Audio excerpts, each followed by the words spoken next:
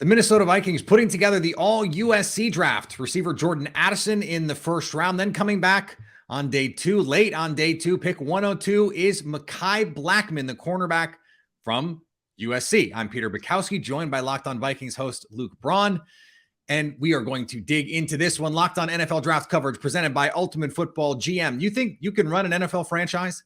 Visit ultimate-gm.com to play the Ultimate NFL GM simulation game. Start your dynasty today. Luke, Minnesota, we don't exactly think of as a feeder for USC in like recruiting circles, but in the NFL, at least for the 2023 draft, that is what we have. You mean here. It's Big Ten? You're right about that, unfortunately. The Vikings desperately needed a corner. They got one here at the end of day 2. How does Blackmon fit into their plans?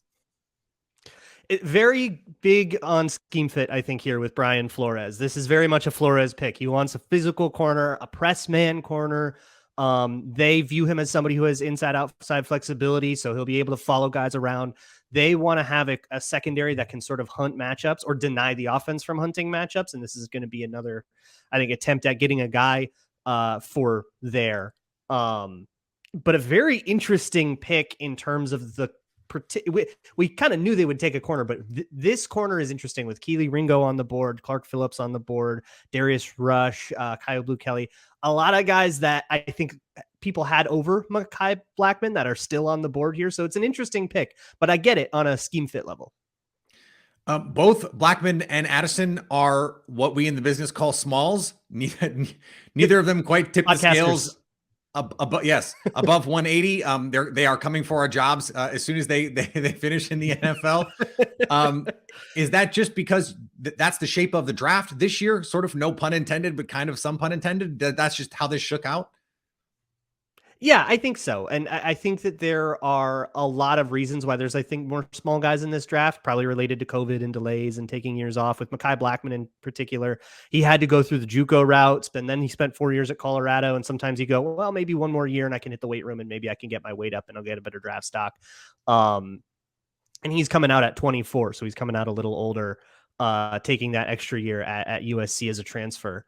So yes, definitely on 2 guys on the smaller side. Yeah, pretty interesting, but something that I think eventually, by pick 102, you put up with stuff like that.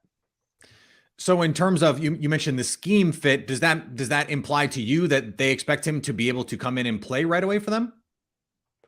Compete, I would say. They're really high on what they can get out of Andrew Booth, who missed most of the year with injury. And when he did get in, he did not look very good. Caleb Evans also missed a lot of time with injury. That's 2 players that they kind of see as sort of additions. They didn't really have a lot of access to those guys. And of course, Lewis Seen, who gets hurt week 4, and they were really excited for him coming down. So I think they're really excited about some of these defensive backs, but yeah, he'll go into the rotation. And I think these guys will all have a chance in camp. And, we'll compete and the cream rises, but also with Brian Flores in that scheme, they need several DBs all the time. Everybody on the 53 will play from scrimmage. So whoever you call a starter or a backup, it's all kind of trading snap counts. Everybody will get in. One little note on Mekhi Blackmon. He grew up in the same hometown and played on the same AAU basketball team as former NFC North star Devontae Adams. A little cross-team rivalry there, a little connection there. For more on the Vikings draft and all things Minnesota Vikings, you can subscribe to Locked On Vikings on YouTube and wherever you get podcasts, part of the Locked On Podcast Network, your team every day.